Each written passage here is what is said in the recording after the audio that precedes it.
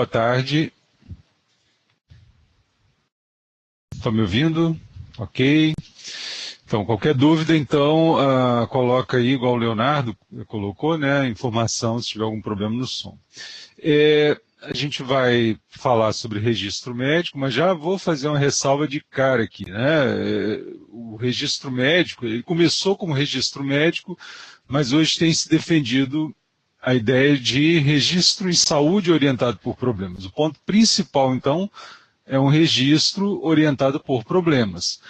Ele foi apelidado de SOAP, né, SOAP, que na verdade é uma parte do método de registro orientado por problemas. Então, as notas de evolução são orientadas por esse acróstico aqui, depois nós vamos explicar um pouquinho melhor dessa sigla, né? Bom, vamos lá. Então, foi apelidado de SOAP, né? Mas o termo correto, original, foi consagrado pelo uso. Então, quando alguém falar em SOAP, a gente já vai saber automaticamente que está se referindo ao registro médico ou de saúde, como tem se defendido, orientado por problemas. Não é exclusivo para médicos, né? Ele oferece um recurso muito bom para registro, com a velocidade que tem, que hoje em dia, para você registrar, com as mudanças que ocorrem, situações de crise também, condições crônicas, enfim. E começou como um registro em hospital, usado pela primeira vez Lawrence Weed, né, que foi um médico americano. Ele faleceu ano passado com 93 anos, e tem alguns vídeos no YouTube que é possível de você traduzir com legendas, né, ou assistir com legendas, em que ele faz algumas conferências explicando o método. Como eu falei, se vocês tirarem essa questão de que é direcionado para médicos e para hospitais, ele é uma excelente ferramenta para usar na atenção primária, tanto que está em via de implantação pelo ESUS. Vou mostrar uma tela depois mais à frente, demonstrando como é que vai ficar essa configuração, e a gente deve trazer uma apresentação específica sobre o ESUS, sobre esse registro orientado por problemas.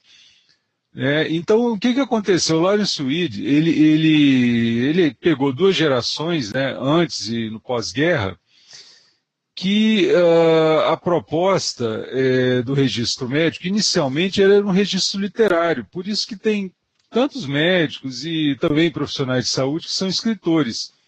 Que a pessoa, né, o profissional, acaba desenvolvendo aquela capacidade de transcrever aquilo que as pessoas lhe falam com palavras não tão organizadas, né, com pensamento não tão organizado.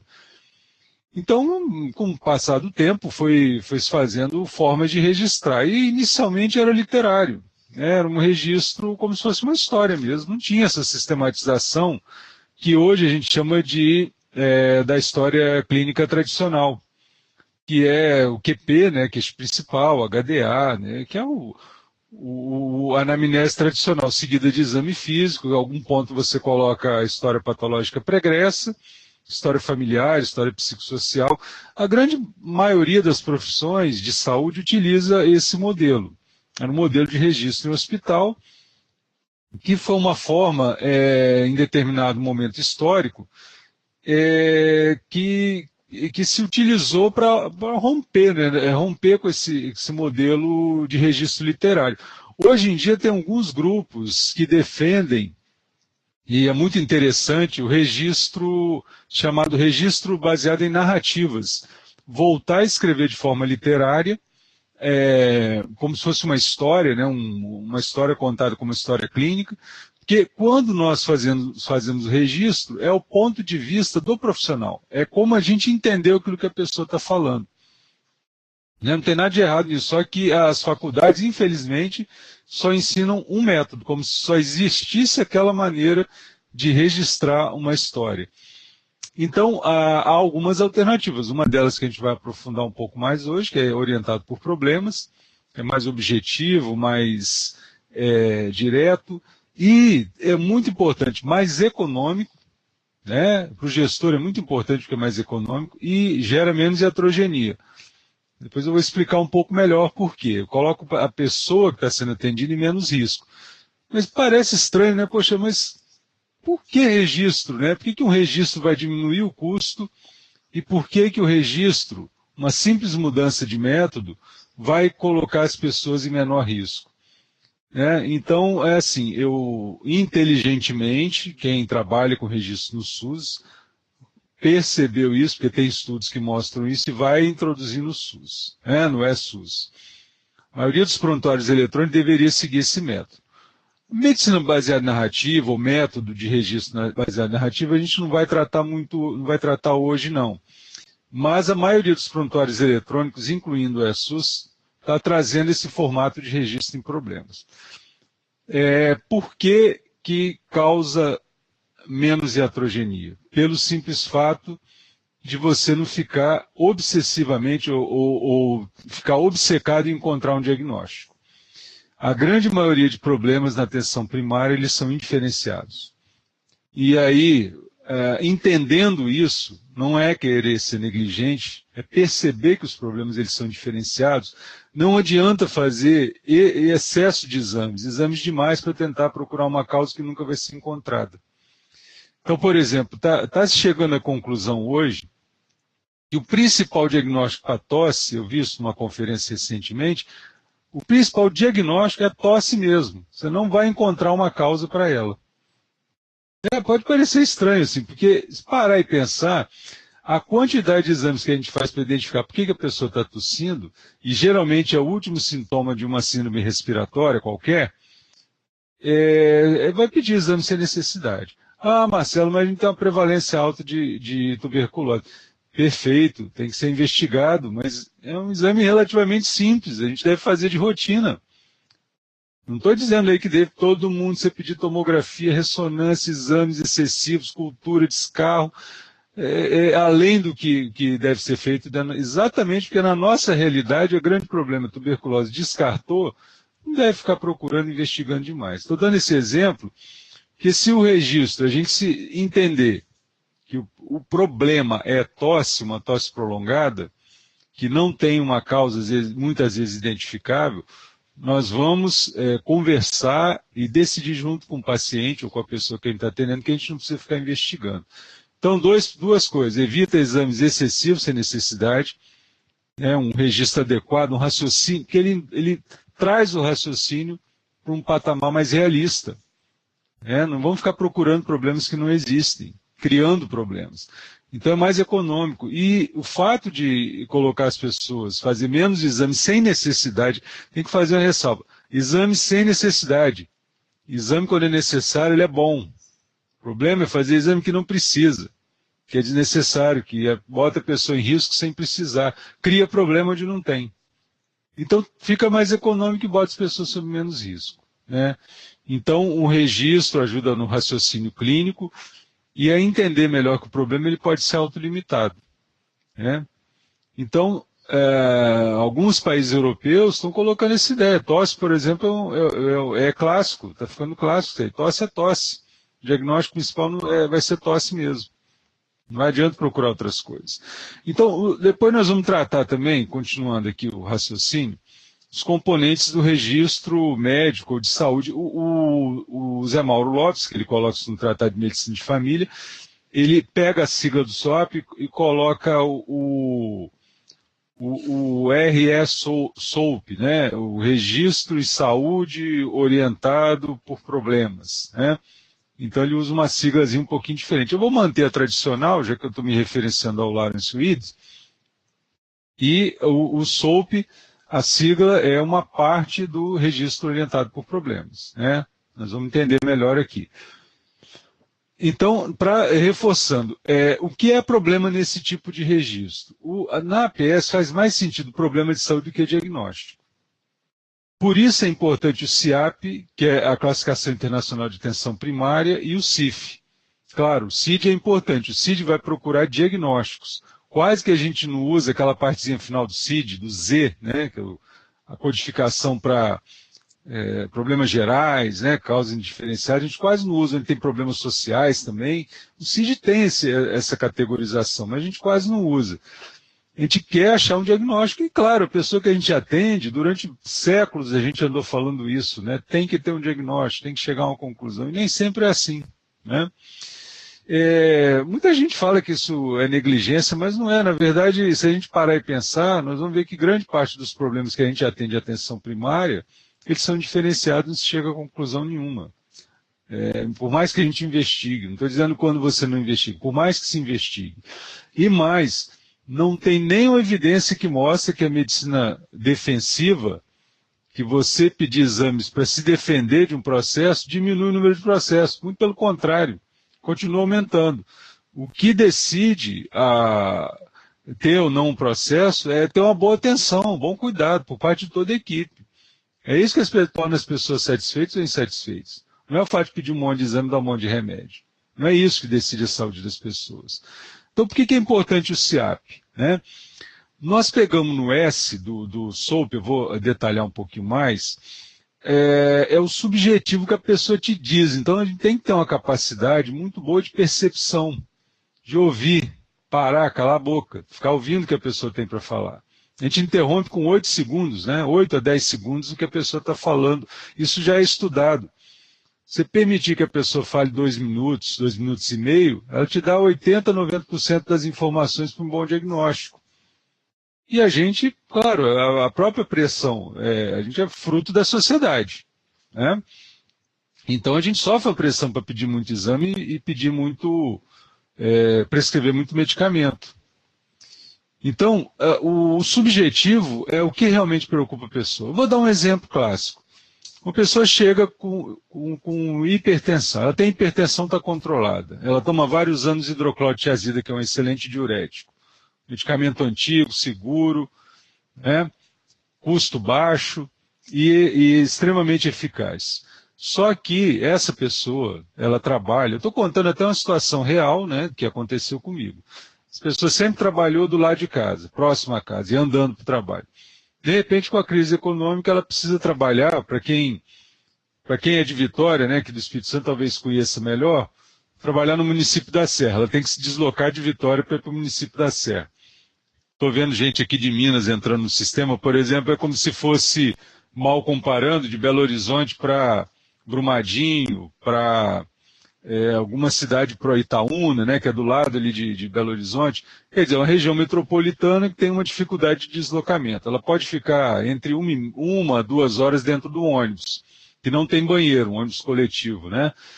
Então, se ela toma diurético, ela pode ter alguma dificuldade e o problema passa a ser outro. Então, a classificação, a codificação ou o subjetivo dessa pessoa não é hipertensão, ela está controlada, ela toma um medicamento. Então, vai ser um problema de aderência, porque ela, não por vontade dela, mas pela circunstância, ela vai precisar mudar a medicação. Nós vamos precisar decidir junto. Se não tem uma alternativa, por exemplo, parar num ponto, num terminal, para poder utilizar o banheiro, porque às vezes esse caso especificamente, apesar de a gente saber que o diurético ele tem uma ação prolongada, ele vai provocar a diurese ao longo do dia, essa pessoa especificamente ela tinha uma diurese maior nas primeiras horas que tomava medicação. Então a preocupação dela começou a gerar ansiedade por causa do deslocamento e a vontade de ir no banheiro no momento que estava dentro do ônibus. Então, tentar analisar alguma alternativa. Então, o que acontece? Quando a gente registra isso com o CID, vai sair como hipertensão arterial sistêmica, que está errado. Está errado, porque o que acontece? Nós temos um erro de registro como se fosse altíssimos problemas de hipertensão e diabetes na atenção primária, e isso é irreal. O grande problema que a gente tem em relação a isso, as duas condições crônicas, não vou nem dizer doença, que hipertensão está mais para fator de risco do que para doença, é a aderência.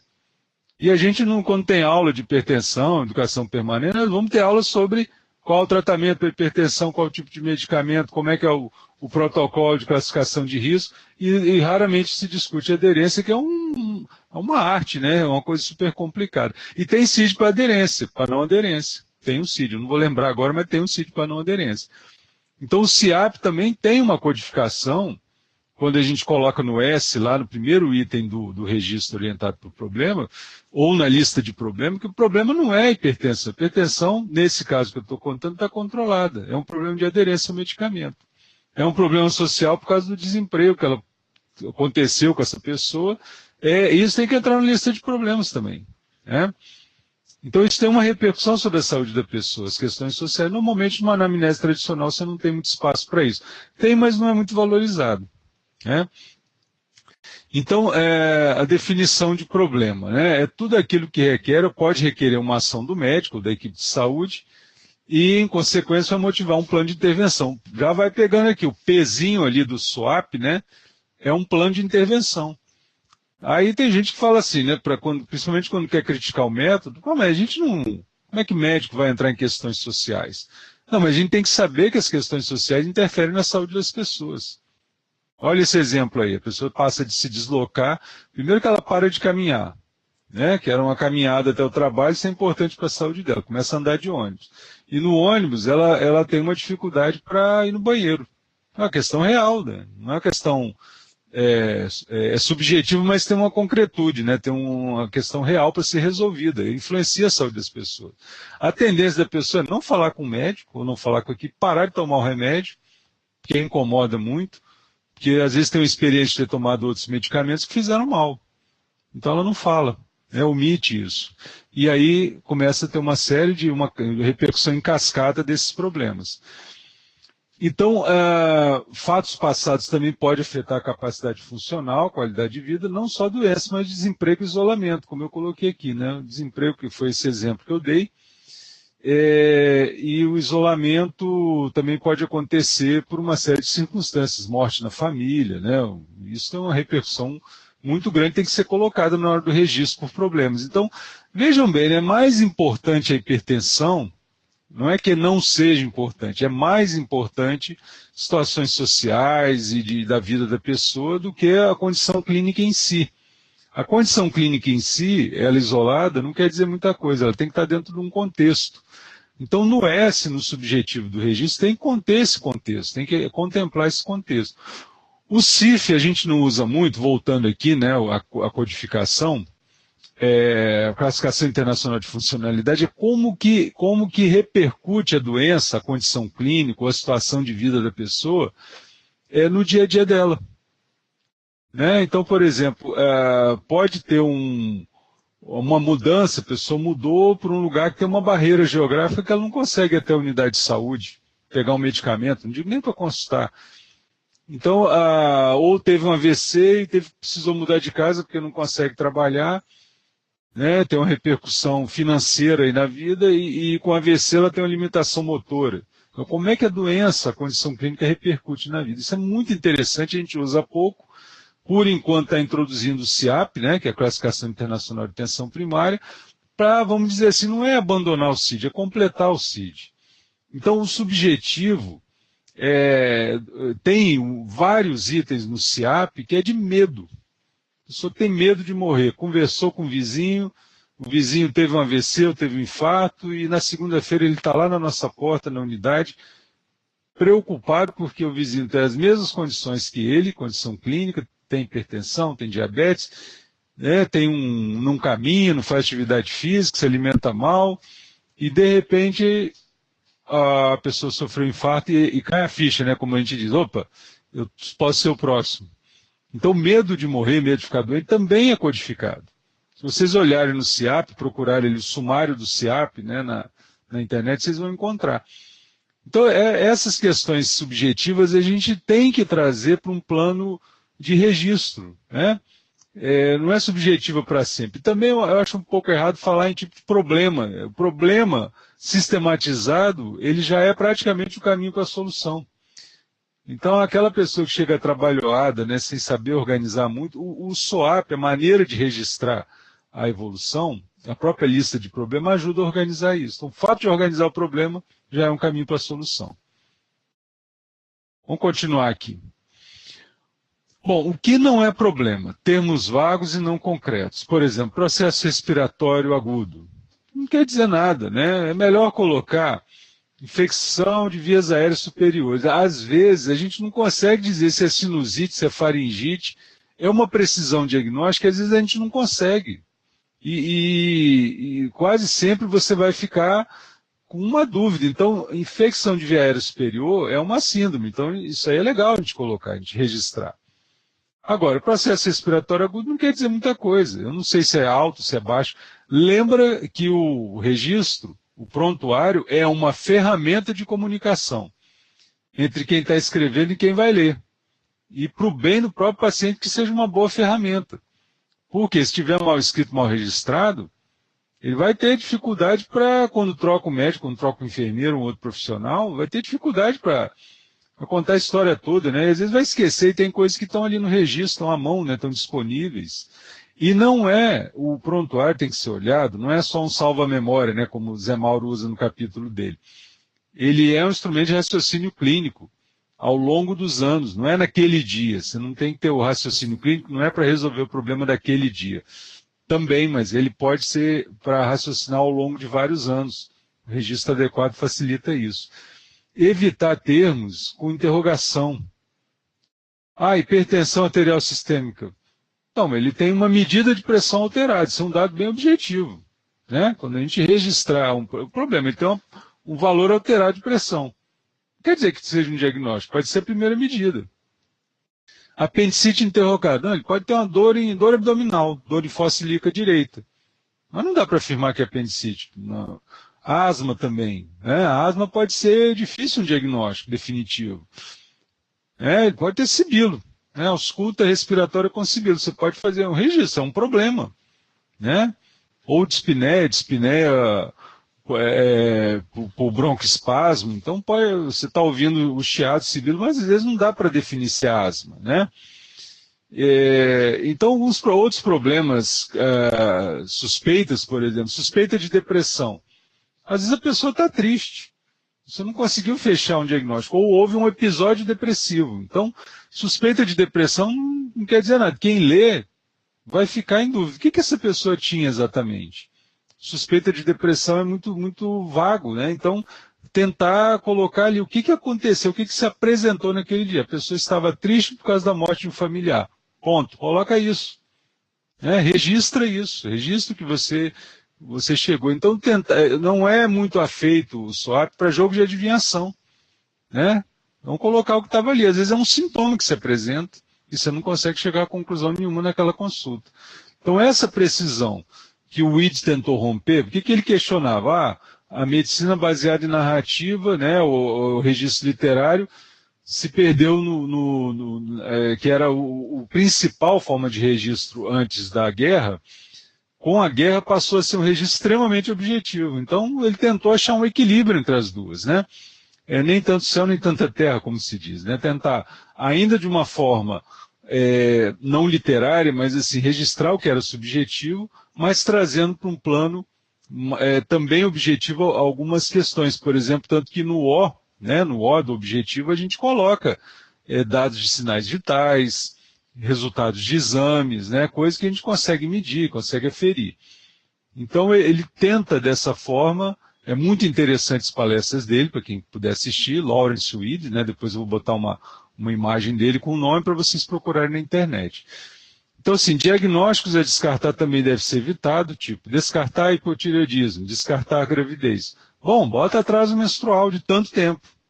Né? Teste de gravidez negativo. São o A, né, que é o aspecto, tenta colocar coisas reais, né, concretas, né? A pessoa chega te falando de uma forma muito subjetiva, né? Eu estou achando que eu estou grávida. Não pode embarcar nisso. Né? Mas por quê? Porque minha menstruação está atrasada. Opa, tem uma queixa subjetiva que se transforma num dado objetivo. Né? E aí qual é o problema? Pode ser que por trás disso, a gente chama de agenda oculta também, na conversa a pessoa fala, eu não quero ficar grávida. Eu não gostaria de ter mais um filho. Então, essa história de colocar ali no diagnóstico, na HD, né, como a gente faz na hipótese diagnóstica, não que a gente não faça hipótese no registro médico, no registro orientado para o problema. Descartar a gravidez, não é importante você dizer se a pessoa está com medo de uma nova gravidez. medo de uma nova gravidez. Tem código para isso no CIAP, pode procurar lá, né? Então, vamos tentar evitar esses termos com interrogação, com descartar.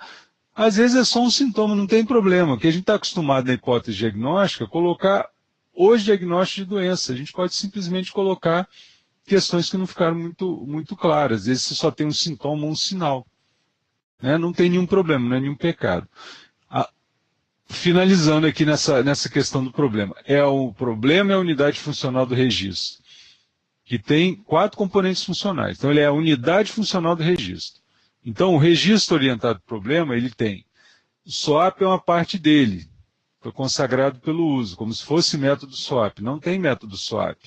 A gente acaba usando o termo, é um apelido, não tem problema isso. Aí acaba sendo consagrado. Mas tem mais pelo menos 3 componentes que são importantes, que é a base de dados. Basicamente, assim, resumindo, a identificação da pessoa, né, que isso deve ser feito no primeiro momento. Então, em prontuário eletrônico, nem sempre é o médico que faz isso, é o pessoal que faz o registro, prontuário, cadastro. Então, a gente vai checar algumas informações adicionais.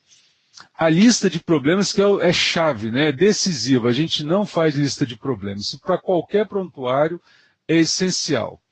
Problemas resolvidos saem da lista, os problemas reativados voltam. Então, problemas agudos, crônicos, tem várias formas de classificação. Mas tem que ser a primeira folha do prontuário. Claro, tem a identificação da pessoa, né, o contexto que ela vive, informações da família. Em prontuário eletrônico é mais fácil. Então, a lista de problemas é que vai dizendo ao longo do tempo. Então, hoje em dia, a gente fala tanto em aplicativo, né? Então, a lista de problemas pode ser feita em papel, como se fosse um aplicativo em papel, para a gente saber, a cada época, o que a pessoa teve de problemas relevantes, né? Por exemplo, desemprego é uma informação importante que aconteceu numa determinada época da pessoa, né? Vou voltar ao exemplo aqui.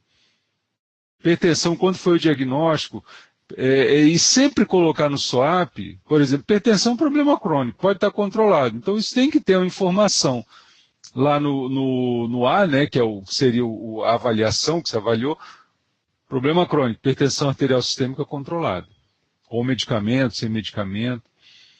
Então, as fichas de resumo e fluxograma, eles também, a gente vê muito em prontuário, que são fichas de programas de, por exemplo, pré-natal. Como se você tentar desenhar isso, a ficha de pré-natal ou a carteirinha, ele vai colocando em sequência tudo que vai acontecendo. Isso não exime de fazer o SOAP, mesmo que ele seja mais resumido.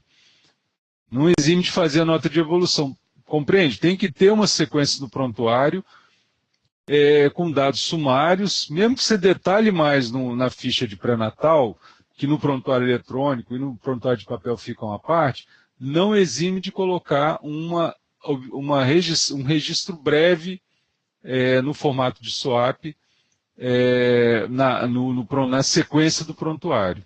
Nem que seja para dizer que foi feita uma consulta, que foi pedido exame. Parece que dá mais trabalho, né? Pô, vou registrar 2 vezes. Não, mas é de forma objetiva.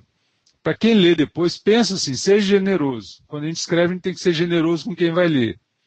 Então, isso é para o bem do paciente, né, que seja bem escrito, bem detalhado, né, o máximo que puder. Às vezes a gente não tem um tempo para escrever uma história, uma anamnese.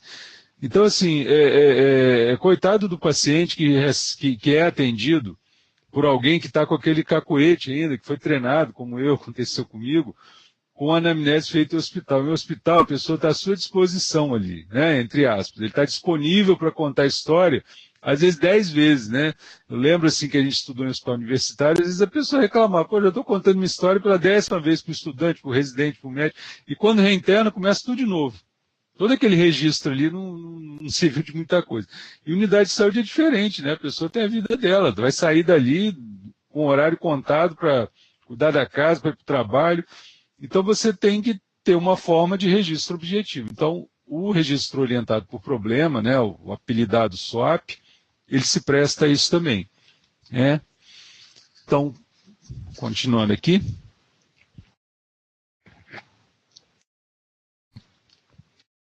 Vamos lá. Então, assim, o mais importante aqui, vamos destacar algumas coisas que são importantes em cada item da evolução. Então, Você pode até fazer no primeiro momento uma história tradicional, QP, HDA, revisão de sistemas, como a gente está acostumado. Talvez essa primeira consulta é muito importante que o pessoal que faz agenda, alô pessoal da agenda aí, né, que não somos, nem sempre somos nós, consulta de primeira vez, ela tem que ter um horário respeitado, um horário adequado. Ela não pode ter o mesmo tempo de uma consulta de retorno, que você já conhece a pessoa. Tem que compreender isso. Às vezes você precisa colocar 2 horários, porque você precisa ouvir e escutar. Não adianta, nesse caso, não adianta correr. Você precisa conhecer essa pessoa. Primeiro, o primeiro contato precisa de tempo, né? Então, que tem até obrigado por me ouvir, né? Já está tão mal que às vezes agradece que alguém parou para ouvir, né? Que é o que o serviço de saúde deveria fazer. Então, é muito importante, sim, registrar do jeito que a pessoa falou. Não tem problema. Não é a QP, você pode ter 10 linhas de S do subjetivo. Não tem problema, você vai escrever o que a pessoa te falou. A maneira que ela vai te contando, às vezes, pode não estar muito organizada. No objetivo que você pode colocar as suas impressões, como profissional de saúde, como médico. Então, assim, eu vou colocar aquilo que a pessoa me contou, que interpretações, que entendimento que eu tive disso, de uma maneira resumida. Até tem uma sequenciazinha no objetivo que a gente pode colocar as suas impressões em relação ao S, sinais vitais, né? A seguir, pode colocar dados assim de exame físico, ok? Por exemplo, a palpação abdominal, um exame de orofaringe, e, por fim, resultado de exames. Então, tem mais ou menos uma sequência que a gente pode utilizar dentro do objetivo. Então, recapitulando, o que você percebeu, o teu objetivo, o que você notou. Então, olha bem o que vem primeiro. É o método clínico centrado na pessoa. Voltando aqui, né? O registro médico orientado pelo problema que a pessoa te fala, não pelo que você viu. Então a pessoa vai te falar, ela vai ter um espaço maior para ser ouvida e para ser registrado o que ela falou. Ok? E você vai fazer a tua interpretação, é lógico, de maneira objetiva, do ponto de vista do profissional de saúde. Em sequência, coloca os sinais vitais, pressão, pulso, frequência respiratória. Logo depois, dados de exame físico, um exame de orofaringe, uma ausculta cardíaca, uma palpação abdominal. E, por fim, resultado de exames. A avaliação seriam problemas identificados. Como eu falei, a gente pode colocar uma questão crônica, hipertensão arterial compensada. Problemas com aderência medicamentosa por necessidade de deslocamento. Pode ser grande, mas está bem explicadinho para quem for ler. Né?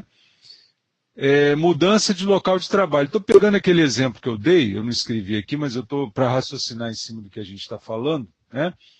Então, a avaliação também tem uma pequena lista de problemas. Então, aquilo que eu falei antes, a lista de problemas principal, que é a capa, né, do prontuário, e tem uma lista de problemas do que você viu no dia, ou problemas que já são crônicos, né, vamos dizer assim.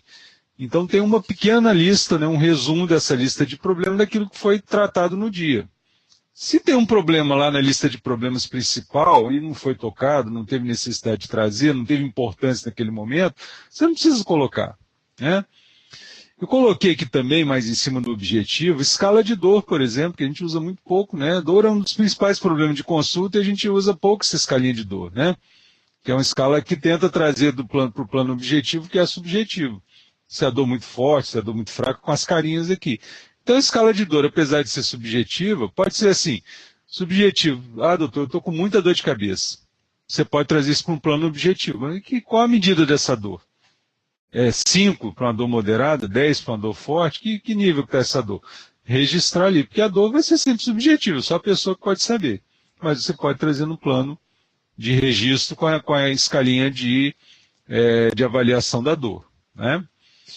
Bom, então aqui eu coloquei em inglês, como é que o Lawrence Reed usou. Por fim, o plano. Agora, muito interessante, eu vou começar de trás para frente. A gente pode colocar, preciso estudar mais sobre aderência medicamentosa. Não precisa ter vergonha disso, não quer dizer, eu vou ser processado porque eu não sei. Não estamos falando em medicina defensiva ou numa prática defensiva.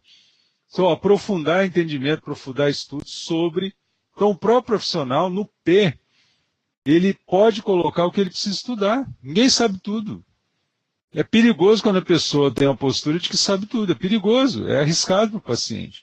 Então, precisa aprofundar. A pessoa veio, vamos dizer assim, com um medicamento novo. Só não conheço esse medicamento. Reler as indicações desse medicamento. Às vezes um cardiologista privado prescreveu e a gente não conhece, né? Mas nem sempre você tem acesso à internet ali imediatamente. Vou falar bem da realidade da maioria. Então, o que você vai estudar também entra ali. O educativo é mais no plano da pessoa que você atendeu, né? Tipo, o que eu falei? Então, às vezes, a gente prescreve como fazer atividade física e não escreve. Fazer atividade física. Mas quanto? Quanto por semana? Quantas vezes? 30 minutos? 40 minutos? É o quê? É caminhada? É natação? Ciclismo? O que é que a pessoa vai fazer? Então, isso é importante. É uma prescrição, gente, né? Atividade física é prescrição. Fazer alimentação adequada. Bom, que plano é esse, né? A gente precisa detalhar mais. Por exemplo, você pode colocar, trazer na próxima consulta um diário alimentar de uma semana. Então, no plano, a pessoa tem uma definição do que ela vai fazer. Então, às vezes, o serviço de saúde mal sabe prescrever medicamento, exame, e também não sabe se prescrever, não sabe dizer quando as pessoas precisam voltar e com o quê. A gente geralmente dá uma informação vaga assim, eu volto se precisar. Bom, aí é a interpretação da pessoa, mas pode ser mais determinado, né? Tipo, olha, vamos voltar daqui a 30 dias para ver como é que foi, faz teu diário alimentar, retorno em 30 dias para reavaliar como é que foi a atividade física. Iniciar a atividade física 30 minutos por dia durante a semana. Durante uma semana, 30 minutos diário. Ok? Então, assim, como vai ser esse acompanhamento? Pode também, claro, evidentemente, que é o tradicional, o terapêutico diagnóstico. O que foi feito de pedido de exame, né, para procurar mais alguma informação. Como eu falei, às vezes o exame bem pedido, ele tem sua utilidade. O problema é o mal solicitado. Não vamos generalizar. Não estamos brigando aqui para não ter mais exame pedido nem passar mais remédio. Não é isso, para fazer de forma adequada, no tempo certo. E aqui qual a prescrição? Às vezes a prescrição a gente interpreta só como medicamento, mas tem prescrição não medicamentosa. Encaminhamentos que foram feitos, né? Então esse plano ele pode ser o mais detalhado possível, tentando dar uma correspondência ao que foi tratado aqui nos componentes anteriores, né? Então, também não tentar abraçar o mundo com as pernas, como se diz no popular. Às vezes você viaja tanto, né, e esquece de que a pessoa tinha um problema a ser resolvido, ou pelo menos ser encaminhado, né? E às vezes a gente lá no P não inclui esse problema. Então é legal porque organiza o teu pensamento. Quando você vai fazendo o registro, vai organizando o teu pensamento. Pô, eu sei que a queixa ou o problema principal era esse aqui, isso eu tenho que resolver, né? Continuando aqui. Então, na lista de problemas eu já dei uma adiantada.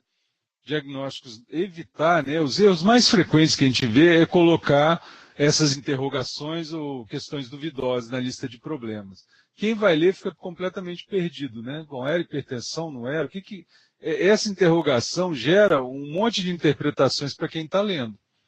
Então, assim, medida de pressão elevada, uma medida. Então, às vezes é isso, está na lista de problemas.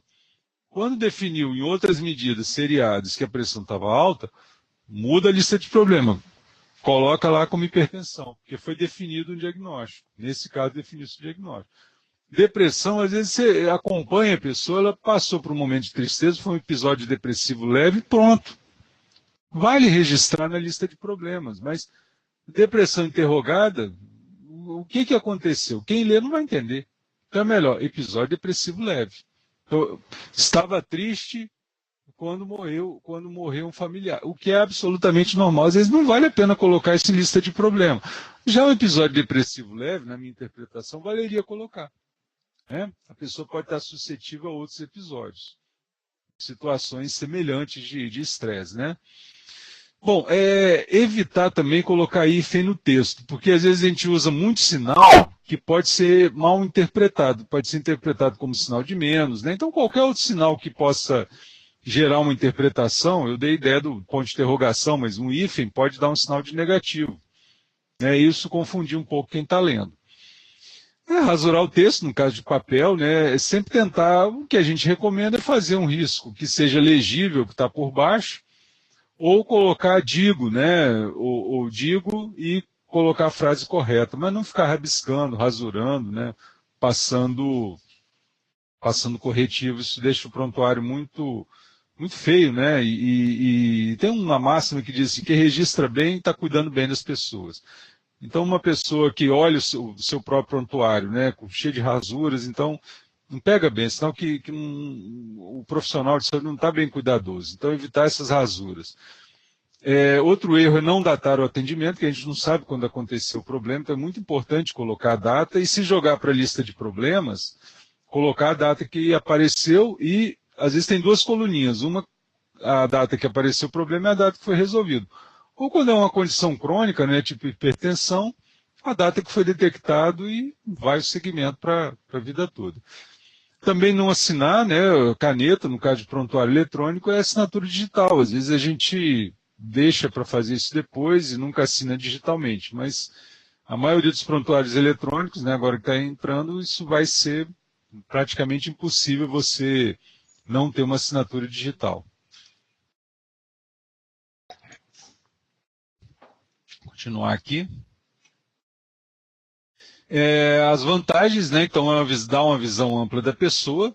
Eu já tentei colocar vários exemplos aqui, né? Vai além da queixa principal. Então, a queixa principal, na anamnese tradicional, ela tem uma força muito grande. A gente acaba se fixando nela. Eu não estou dizendo que é um ou outro. Acho que a gente tem que aprender os dois métodos, ou o terceiro método também, como a medicina baseada em narrativas, né? O registro baseado em narrativas. Eu acho que o ID foi muito feliz que ele não excluiu essa anamnese tradicional. Ele tentou equilibrar as duas, né? Então, a queixa principal na anamnese tradicional ela tem muita força, né? Chama muita atenção. Já o subjetivo, no registro orientado por problemas, é que a gente deve dar mais ênfase, assim, né? Tentar registrar do jeito que a pessoa falou. O registro ajuda na abordagem integral, ele é mais sintético e objetivo. Com o passar do tempo, a gente vai treinando, vai ficando bom assim, em sistematizar rapidamente ideias e de organizar de uma maneira inteligível. Melhora o cuidado clínico, né? Ele direciona mais para atitude de prevenção, porque você começa a tratar de questões subjetivas, trazendo para um plano objetivo e tratando melhor as questões de prevenção no plano de cuidado. Que às vezes o método tradicional não ajuda muito, ele direciona a gente, mas sem a gente perceber, queixa principal, diagnóstico e tratamento, conduta. Né? Então, um método orientado para o problema, se a gente começar a raciocinar pelo problema, a gente automaticamente começa a ficar mais atento às questões de prevenção e ações educativas. E mais, ajuda muito na pesquisa, muito. Porque para um pesquisador que vai analisar prontuário, as informações, por exemplo, a lista de problema te ajuda a olhar, bater o olho e já ver tendências. A gente não pode esperar 10 anos para fazer uma análise epidemiológica. Não temos essa. É por isso, por exemplo, que a gente detecta caso de febre amarela. Situações, a pessoa chega ali e fala, morreu um macaco na minha propriedade. E isso tem que constar em prontuário, que é uma informação importante coletivamente. E a gente coloca a queixa principal, dor de cabeça. Né? Então, a gente tem que atentar. Um registro adequado de lista de problemas ajuda na pesquisa. A gente precisa de pesquisas que tenham um espírito de sentinela, que defina tendências. Se a gente esperar 10 anos para uma análise epidemiológica nos moldes tradicionais, tem que ser feita, lógico, mas é o médico, o profissional de saúde das unidades que vai detectar as tendências. Por exemplo, eu vou pegar o exemplo da poluição, que é o que eu estou estudando recentemente. Quem notou lá no Japão, no derramamento de mercúrio, no chamado mal de Minamata, né, no rio de Minamata, uma geração depois, quem notou que estava tendo problema de má formação dos nascimentos foram os médicos ambulatoriais, foram as equipes ambulatoriais, não foram os especialistas, porque isso não vai bater no pronto-socorro. Vai aparecer no dia a dia ali, com uma mãe queixando de um problema. A mesma coisa que a gente colocou na situação aí desses eventos catastróficos, como foi do Rio Doce. Quem vai perceber são aquelas equipes do cotidiano, que estão atendendo as pessoas no dia a dia. É ali que vai perceber as tendências. E aí ajuda muito na pesquisa o registro e lista de problema. Né? Continuando aqui, por causa do tempo aqui, né? Aqui eu coloquei só como é que vai ficar a imagem, acho que a seguinte está um pouquinho melhor, para o ESUS, né? Vai ficar com essa face aqui. Nós estamos programando fazer uma web sobre o ESUS e como é que vai ser o uso do registro clínico orientado a problemas. Você vê que ele já usa um termozinho um pouquinho diferente, mas não é só registro médico. Né? Então ele tem aqui o SOAP, aqui no cantinho esquerdo, problemas e condições de alergia. Olha que bacana, né? Vai ficar uma forma organizada de você olhar o histórico, dados cadastrais, né? Acompanhamento. E tem quando você abrir o prontuário da pessoa, já vai aparecer ali a lista de problemas, que é fundamental. E aqui, ó que legal, ele segue aqueles 4 elementos do registro orientado para o problema. Então, o SOAP é para evolução. A gente usa como apelido, né? Não tem problema nenhum. Está aqui o Lawrence Weed, já finalizando, né, as referências. Ele faleceu aos 93 anos, senhor simpático aqui. Ele pode procurar pelo nome dele, pode procurar no YouTube, que tem algumas aulas que é possível ver com legenda. São conferências, né, magnas, ele explicando no método, ele provocou uma ruptura, ele foi homenageado, né, por várias dessas revistas, né, e o primeiro trabalho foi publicado no New England em 1968. Né, então, primeiro trabalho pioneiro, né, que ele fez essa ruptura com o método de registro tradicional. Aqui a gente usou também o capítulo do livro do tratado, né, do Zé Mauro Lopes, capítulo 40, é de 2012, mas está bem atualizado, muita coisa eu usei na apresentação. Aqui eu tentei fazer foi reimpresso, né, está aqui em 1968, quando o 99 foi reprinted, né, foi reimpresso, o New England, que o IDS lançou. O título é Medical Records That Guide and Teach. Né? Então, se alguém não está como SOAP ou como Registro Médico Orientado ao Problema, né? Mas tem esse título em inglês, se alguém quiser buscar o trabalho, vai encontrar ele na internet. No Lancet não, no New England não, só pagando. Né? Tem um autor aqui que eu gosto muito também, que é o Queiroz, né, de Portugal, é o SOAP revisitado, ele dá uma outra conformação, ele já chama ali o registro orientado ao problema, já incorpora esse apelido e dá algumas dicas ali do que é interessante. Então, são as referências elementares aí que a gente utilizou. E aí eu agradeço, né, a oportunidade e espero que a gente faça essa web, né, que fica aqui de sugestão, para a gente falar um pouco mais sobre o ESUS e o uso do lista de problemas, né, do registro médico orientado a problemas de uma maneira geral. Estou à disposição para perguntas.